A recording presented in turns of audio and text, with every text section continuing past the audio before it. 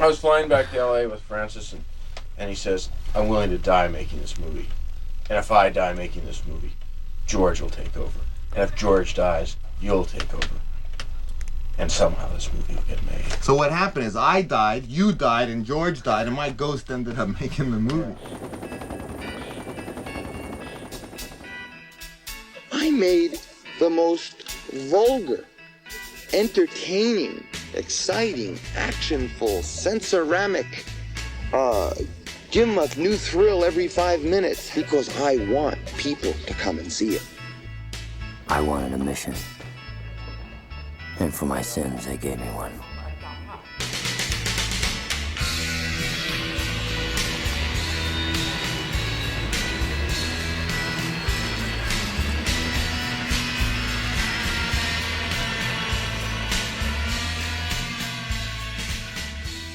When I was at cinema school, you know, I sort of became obsessed with the idea that this war was raging on. And I guess that, you know, and I thought, boy, well, this is an interesting place to have a war, a very colorful place to have a war. And it's a very colorful war. And I didn't think of it, I thought, what a great thing to have a movie, and there will be movies about this war. But of course, I didn't think much about me doing a movie about the war because I figured I was going to go. Was there still a draft at the time? Oh yeah, yeah. And I, by being in school, had a temporary deferment. When it came to making a story about Vietnam, the other factor that came into this was my writing teacher, Erwin Blacker, was this very, very tough kind of guy that everybody was afraid of. And he really liked me, so he was extremely tough on me, but he would really destroy the confidence of most students because they'd start, pitching their story. And he would say, I'm bored. I'm going to make an arrangement to play tennis. You know, if I had a phone here, I'd pick it up right now. And the girl, whoever was delivering the story, would break down and cry. And he says, that's not going to do you a lot of good out there. So he was really good. I mean, the whole idea of what he was trying to do was to, show you what it was going to be like, that you were going to deal with rude people who didn't know anything, who were illiterate. So, of course, one of the things he said is he discussed Heart of Darkness. And he said, Heart of Darkness has been attempted many times, and it beat Orson Welles. He couldn't do it. And so, I don't remember who else tried it. Various other people had tried it, and they'd failed. And Heart of Darkness was one of the great stories of all English literature, and it's stumped every great writer, all these great writers, Ben Hecht and, Ernie Lehman, all these fabulous writers. And so that was like waving a red flag in front of a young bull. I didn't know that. That's great. And of course, I loved Heart of Darkness. When I was 17 years old, I read Heart of Darkness, and I was in Colorado, where I was going to school at the time, because I was sent away to Colorado to get me away from the beach. Reading Heart of Darkness was a wonderful thing to do, reading in the middle of winter about the jungles of Africa, in the Congo or whatever, while you're surrounded with snow and feeling, but at the same time feeling like a mountain man, and one of the things that was wonderful about the whole theme of Heart of Darkness was the jungle as a force in itself that either corrupts you because of your fear of it, because you realize that the jungle is primeval. It is a force that you have to give yourself to something. And it's as simple as being afraid of the dark. And that what you do in the jungle is the same thing you do when you're a kid and you're afraid of the dark. You subject yourself to darkness. In the jungle, you go deeper and deeper into the jungle, as deep as you can. And when you're so afraid of the jungle and the spirits of the jungle, then you put on war paint. Then you become a creature of the jungle. Then you have totems. You become an animal. You start howling like a wolf or something or whatever it is. And of course, I did all this in Colorado. I would go out and I would sleep against a tree, convinced that a Yeti was on the other side of the tree. But I would take my rifle and then I would sit there and I would say, this force, this primeval, spirits of the force, this primitive thing that's on the other side of the tree, the bear that's going to get me. I can't really deal with it without the rifle, so I have to leave the rifle at home. And I have to learn to sleep with just a knife. And then finally I have to stick the knife in the tree and sleep without anything there. And to do that, you have to give yourself to it. And that's exactly what Heart of Darkness is about.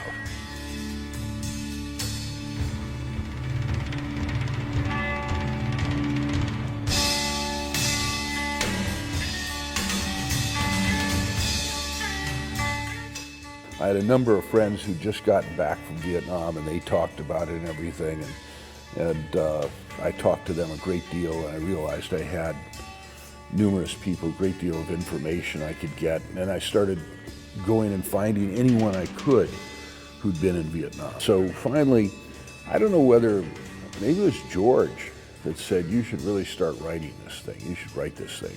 You're the writer, you write stuff, Nobody else wanted to be a writer then. And so when it came time to do it, I thought of Heart of Darkness, and I said, that's what I should do. I should do Heart of Darkness in Vietnam. And I thought, well, I should go back and read it. And I said, no, I don't want to read it again, because I remember it as if it were a dream. And I want to read it, I want to have it always be that kind of dream. I'd like to ask you when the title Apocalypse Now first came to mind, because I remember you had other titles. I remember you sometimes referred to it as the Psychedelic Soldier. No, the other people did. It was always Apocalypse Now, because I had I would see all these things that hippies came in very suddenly from about 1965, all of a sudden. And hippies were good and bad, because I didn't believe it. I love beatniks. But hippies would often have a peace sign, and the peace sign would say Nirvana now. In other words, you can get high, you can reach that state.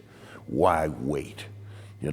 Take, chemicals that will help you reach where, you don't have to study Zen, you don't have to do anything, Nirvana now.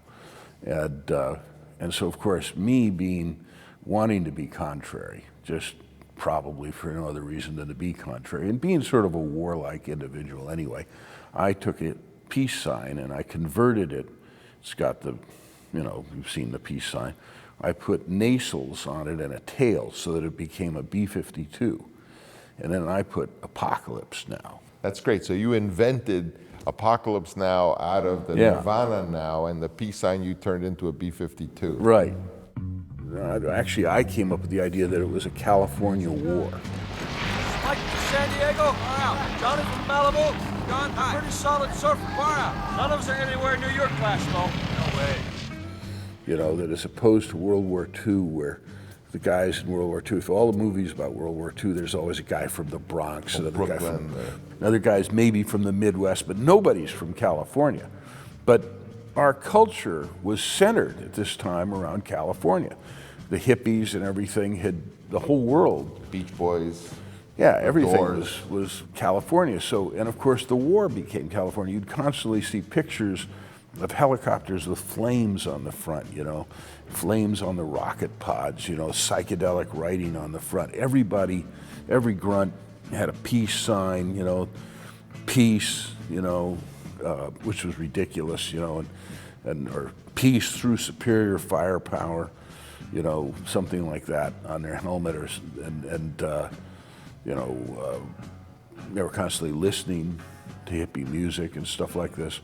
So it was this clash between California culture and this ancient place, that had resisted even Genghis Khan, that Vietnam, Indochina had resisted the French, had resisted everything, its culture. Yeah, it resisted the Chinese and had absorbed and resisted everything.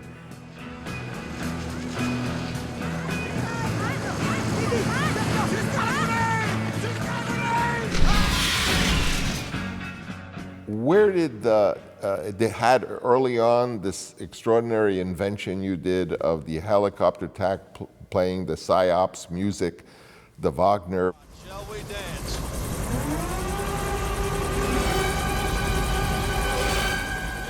Which is, of course, your creation. Everyone asks, "Oh, that was great what you did." I said, "I didn't do it. That was in Well, the when script." you listen to that music, and I love Wagner, it just lends itself to helicopters for some How reason. did you come up with that? Because that was an early idea, wasn't it?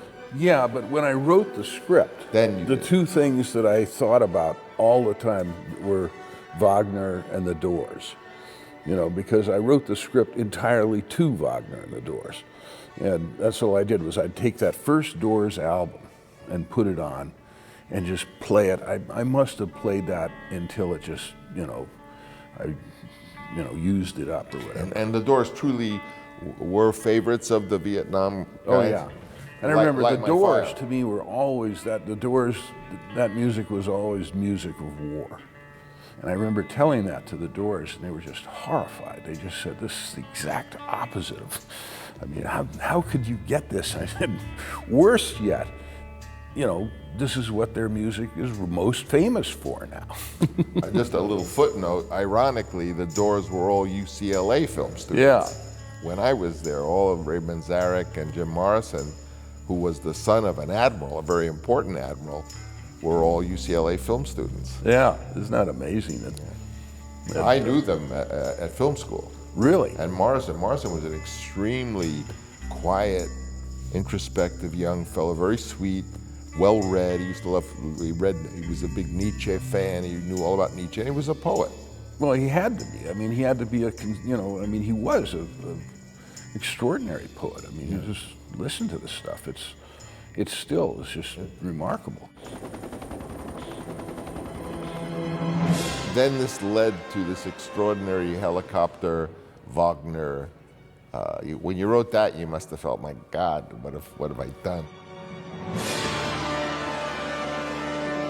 That whole scene, I thought the Wagner worked. I knew that would probably work, and I knew that they did have psyops where they, put speakers and played things, and But they didn't play Wagner. they didn't play Wagner. They played rock and roll and stuff like that. But no, I really thought the Wagner would work. I thought that it would be something that fit with helicopters and helicopter assault.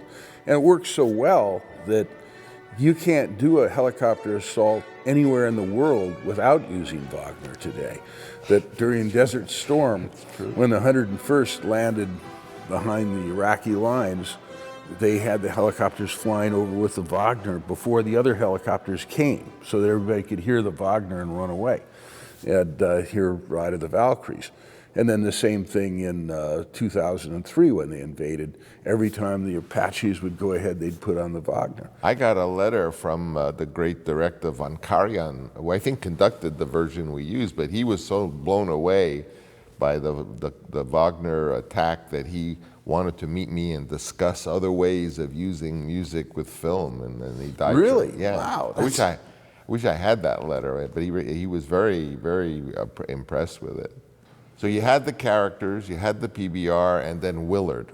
Willard was your Marlowe. Yeah, and Willard was sort of, the idea of Willard was this guy, it was a very complex character in a way, because Willard was a guy who was really ahead of his time. The character who's kind of been written about a lot now, but wasn't written about at all then, was a character who wasn't a warlike character, but he got high on the war. The war was his drug. War lover. Yeah, and he didn't have anywhere else he could go where he could live like that, and he didn't know what else to do. I mean, Willard is a poster boy for post-traumatic stress syndrome, and especially in the first scene. And I love the idea that Willard doesn't know where to go, doesn't know what to do, and they come to get him, and it's like he hopes they're going to come to get him. Captain? Dave, come here and give me a hand. We got a dead one. Come on, Captain. Let's take a shower. In we go. Now stand underneath this, Captain.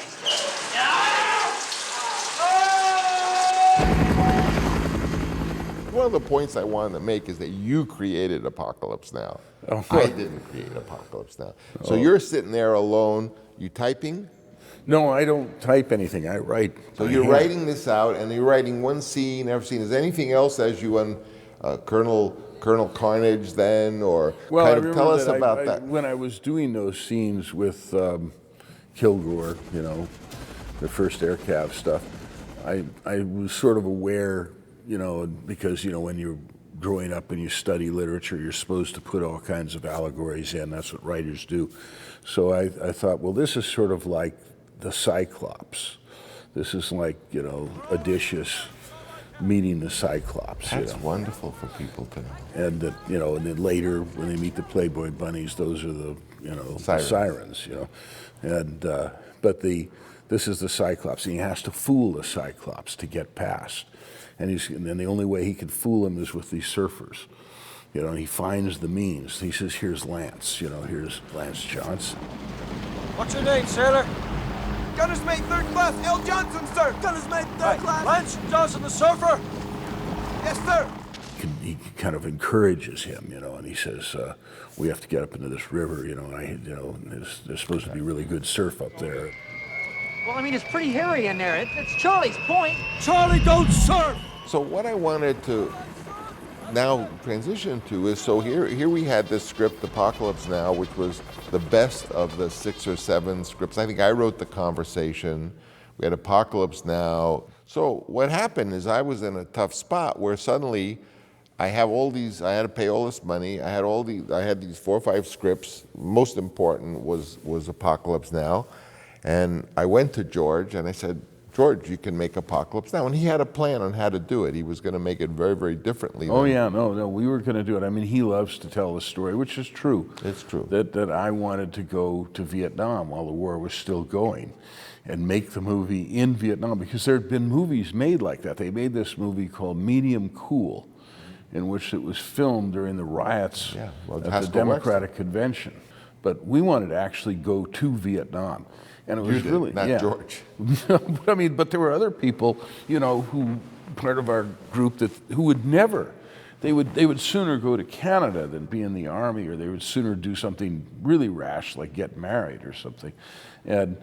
But they were perfectly willing to go make a movie in Vietnam. You know, they would, you know, thread their way through the tripwires and snakes and tigers and stuff, and to make a movie. I mean, it was just really interesting how people will do anything to make a movie. George wanted to make the movie up in Stockton. Yeah. In black and white, 16 millimeter, get a couple of helicopters and just basically do it in a kind of pseudo-documentary style. Yeah, he wanted to copy Battle of Algiers.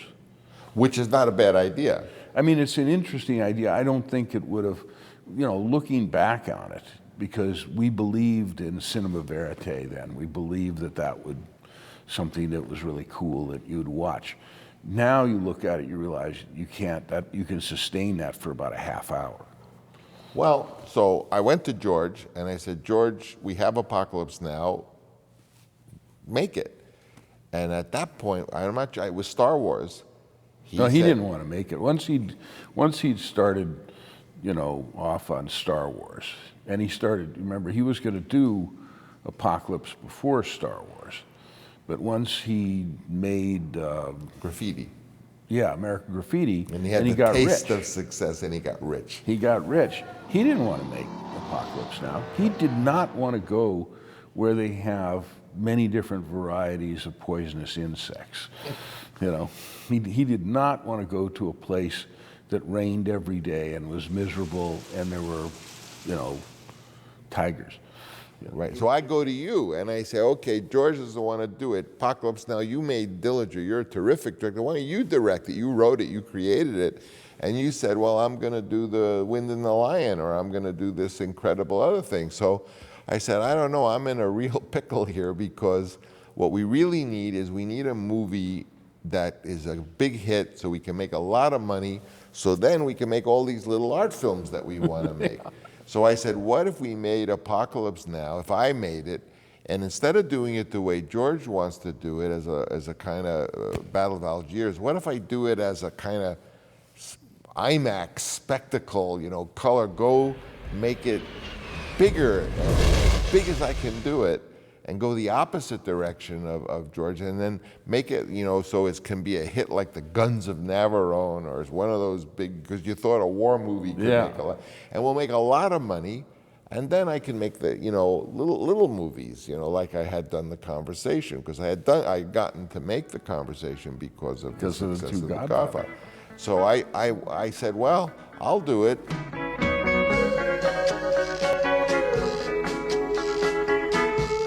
People should go back and read the original reviews of Apocalypse Now, because there are no good ones. But there are no good. There are a lot of good reviews of The Godfather. Really? Oh yeah. So people, young filmmakers especially, I want them to get out of it is that these movies come out and they may be considered failures at first, but the real sign of I think greatness in a movie is that if people will still look at it in 40 years. Cannot ever give up. That people would say to me, what is the strongest quality in a director? And I said, tenacity.